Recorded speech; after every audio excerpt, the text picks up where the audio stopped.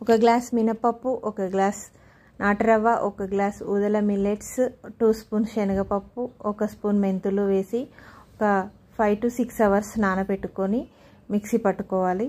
తర్వాత ఒక 6 to 7 hours తర్వాత పిండి ఇలా పులుస్తుంది.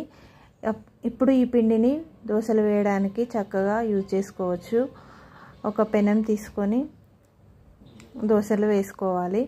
ఈ మిల్లెట్స్ దోశ చాలా హెల్దీ, పిల్లలు పెద్దలు ఎవరైనా తినవచ్చు.